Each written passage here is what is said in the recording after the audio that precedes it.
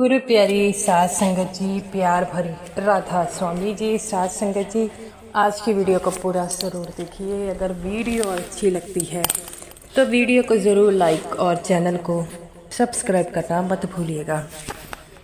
साध संगत जी, जो बाबा जी के हुक्म का पालन करते हैं, जो बाबा जी को अपना सब कुछ मानते हैं, तो वह बाबा जी की कही हुई हर बात को मानते हैं। लेकिन बाबा जी कहते हैं कि बेटा आप भजन सिमरन कीजिए, लेकिन अपनी गृहस्थ जीवन में रहकर जो है भजन सिमरन कीजिए। लेकिन कईयों को इस बात पर जो है यकीन नहीं होता। वे सोचते हैं कि हम सब कुछ त्याग कर अगर बाबा जी के पास चले जाएंगे तो क्या पता हमें जो है सुकून मिल जाएगा, क्या पता हमें अच्छी शांति मिल जाएगी। तो सत्संगत जी, ये जो साखी है उसी सत्संगी के बारे में है जो अपना सब कुछ त्याग कर बाबा जी के पास जाता है और बाबा जी से कहता है कि बाबा जी के पास जाता है और बाबा जी को कहता है कि बाबा जी, मैं सब कुछ त्याग कर, अपना घर बार त्याग कर आज आपके पास आया हूँ, लेकिन मैं पिछले 10 दिनों से यहाँ से रह रहा हूँ, लेकिन मुझे फिर भी जो है शांति नहीं मिल रही, सुख नहीं मिल रहा। तो बाबा जी कहते हैं बेटा, सब कुछ त्यागने से जो है सुख नहीं मिलता, और अगर सच्चा सुख चाहते हो तो इसके लिए अपने दुखों से समझौता कर लो। इंसान तब दुखी होता है जब वह कहता है कि मुझे ये कुछ नहीं मिला, ये कुछ नहीं मिला। अगर तुम सब कुछ त्याग कर यहाँ पर बैठोगे तो ये ऐसा नहीं चलता।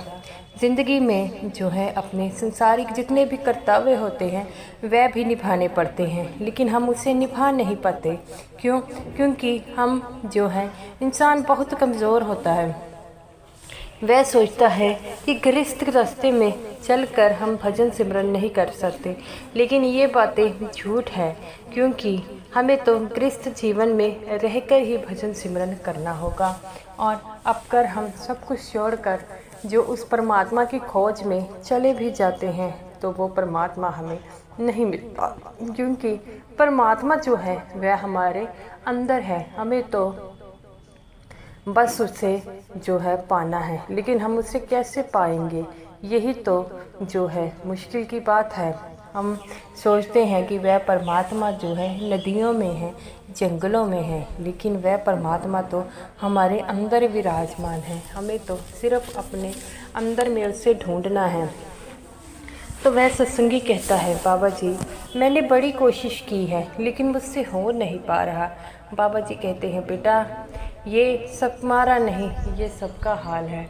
हमें तो भजन सिमरन ऐसा करना होगा तब कि हम मोह माया से बाहर निकलकर उस सच्चे परमात्मा में लीन हो जाए। उसके लिए भजन सिमरन की युक्ति बताई गई है। पता नहीं कितने सालों से भजन सिमरन चल रहा है और आगे भी चलता रहेगा। ये नाम की जो महिमा है वह सारे कितने युगों से चल रही है, और जो इस महिमा को समझ जाता है वही 84 के जामे से बाहर निकल पाता है। कई देवी देवता भी ऐसे हैं जिन्होंने इस मानुष चोले में आकर जन्म जन्म के जो है चक्रों से मुक्ति पाई है। तो वो कहता है, बाबा जी ये बात तो आप ठीक कह रहे हैं, लेकिन मनुष्य को जो है ये भजन सिमरन करने में मन को समझाने में बड़ा समय लग जाता है। बाबा जी कहते हैं, बेटा समय तो लगता है लेकिन मुश्किल तो नहीं।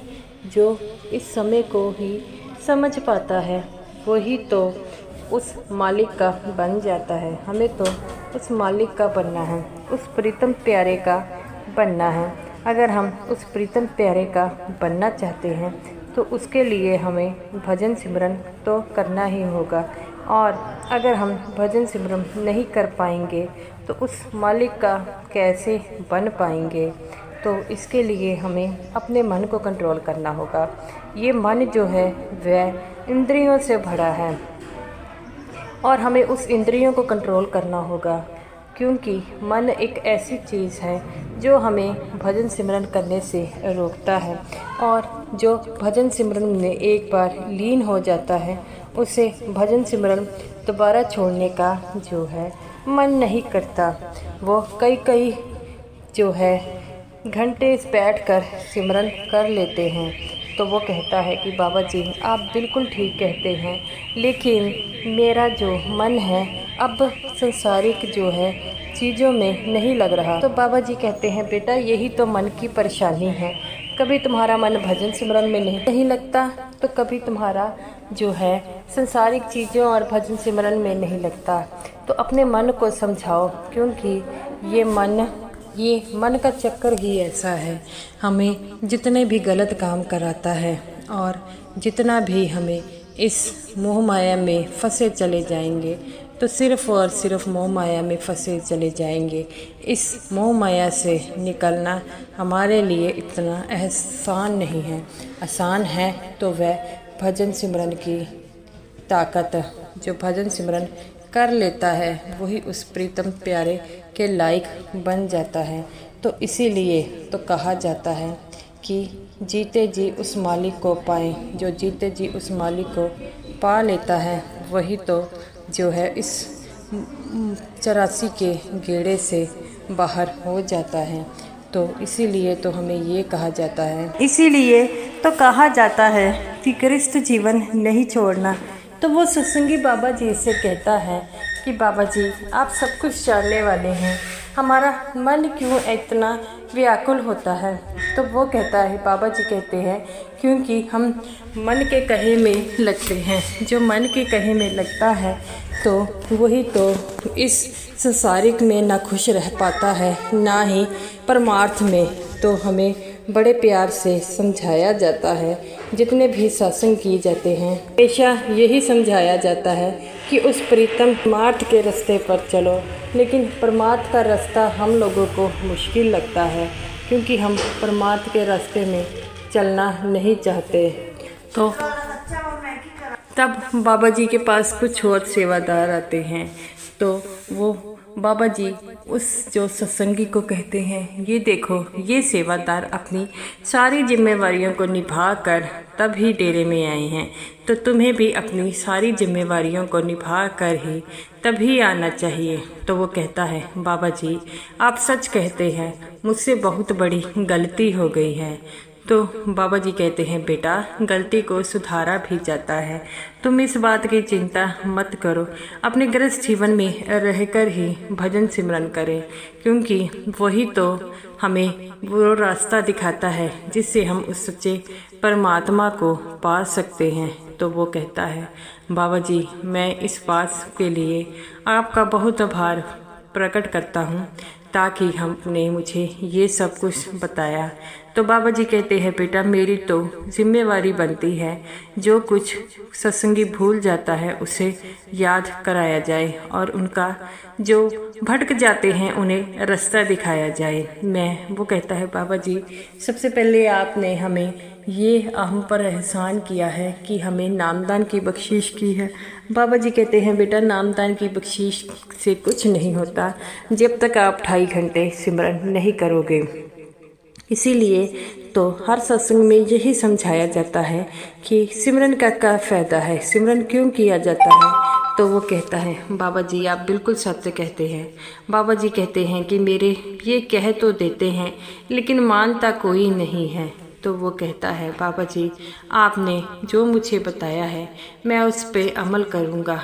तब बाबा जी कहते हैं, बेटा अमल करने से तुम्हारा ही फ़ायदा है। तो वो कहता है, बाबा जी हम जो है आज से आपकी बातों का अमल करेंगे। तो वो कहता है, बाबा जी ये जो सच्ची शांति है फिर हमें कैसे मिलेगी।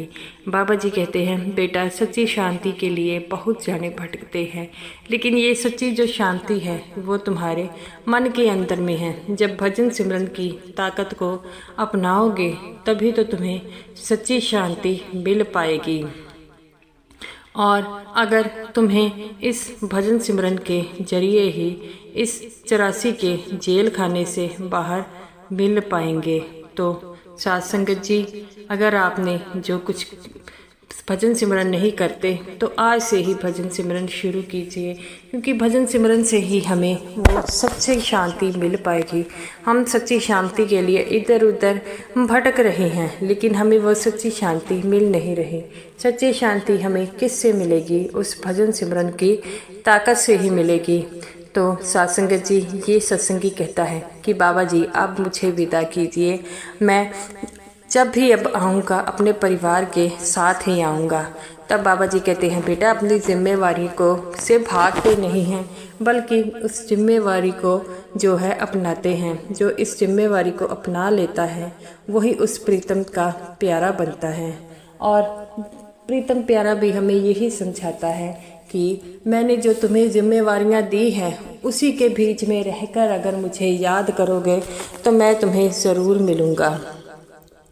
तो वो सत्संगी कहता है कि बाबा जी अब सच कहते हैं, हम उस मालिक को इधर उधर ढूंढते हैं लेकिन वो मालिक हमें नहीं मिलता। जब हम भजन सिमरन की ताकत को अपनाकर उस प्रीतम प्यारे से मिलते हैं तभी वह हमें मिलता है।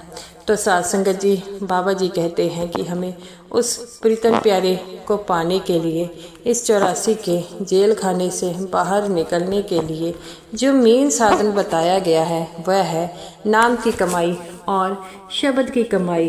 तब वह सत्संगी कहता है वहाँ से चला जाता है।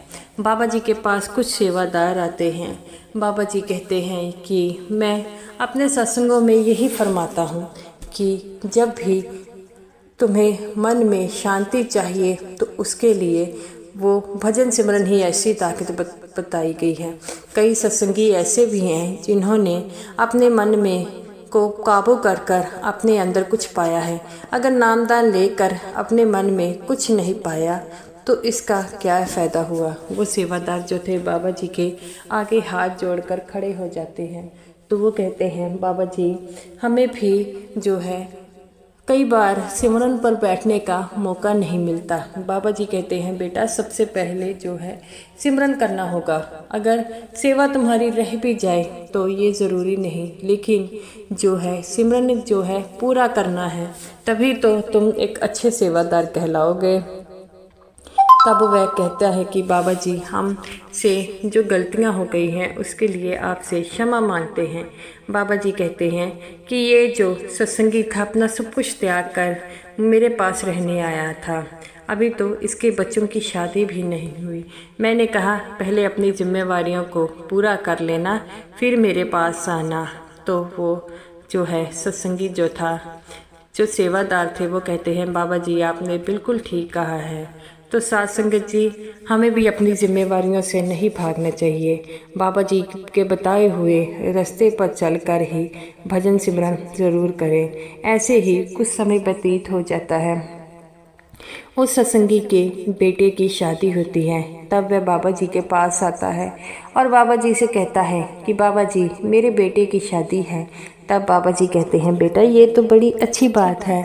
तो वो बाबा जी से कहता है कि बाबा जी आप मेरे बेटे की शादी पर आएंगे। बाबा जी कहते हैं बेटा अगर मुमकिन हो सका तो मैं ज़रूर आऊँगा, लेकिन अगर मैं ना आ पाया तो ये मत समझना कि मैं तुमसे नाराज़ हूँ। ये समझना कि जो बाबा जी ने मुझे बताया है मैं वही सीख कर अपने बेटों की जिम्मेवारियाँ निभा कर। तब बाबा जी कहते हैं बेटा अपनी जिम्मेवारियों को पहले निभाओ। तो वो कहता है कि बाबा जी कई अपनी जिम्मेवारियां निभा कर पहले ही चले जाते हैं, उनकी मौत हो जाती है तब। तो बाबा जी कहते हैं बेटा मौत पर किसी कंट्रोल नहीं है, लेकिन अगर हम जीते जी अपना सब कुछ त्याग देते हैं तो ये बड़ी मुश्किल वाली बात होती है। तो वो कहता है बाबा जी आप सही कहते हैं, हमें जीते जी रहकर ही अपना सब कुछ निभाना होगा। तो साध संगत जी वो बाबा जी कहते हैं बेटा अपनी जिम्मेवारियों को पूरा निभाइए। तो साध संगत जी वो कहता है कि पापा जी अगर आप आएंगे तो कृपा होगी। तो बाबा जी कहते अगर मैं ना आया तो मैं सेवादारों को ज़रूर भेजूंगा। तो वो कहता है कि बाबा जी मैंने सभी सेवादारों को कहा है। तो बाबा जी कहते हैं कि मैं आ गया, सेवादार आ गए मेरे, सभी एक बात है, तेरे बेटे में और मेरे बेटे में क्या कोई फ़र्क है? तो वो कहता है नहीं नहीं बाबा जी। तो बाबा जी कहते हैं इसे समझकर अपनी जिम्मेवारियों को पूरा कीजिए। तो गुरु प्यारी साध संगत जी, हमें भी बाबा जी के कहे हुए रास्ते पर चलकर ही अपनी जिम्मेवारियों को पूरा निभाना होगा, क्योंकि ये जिम्मेवारियां ऐसी हैं जो मालिक ने हमको दी है। हम इन जिम्मेवारियों से भाग नहीं सकते, तो हमें इनको पूरा करना होगा। तो साध संगत जी, ये रही मेरी आज की वीडियो। अगर आपको ये वीडियो अच्छी लगी हो तो वीडियो को ज़रूर लाइक कीजिएगा और समूह साध संगत जी को मेरी तरफ से प्यार भरी राधा स्वामी जी।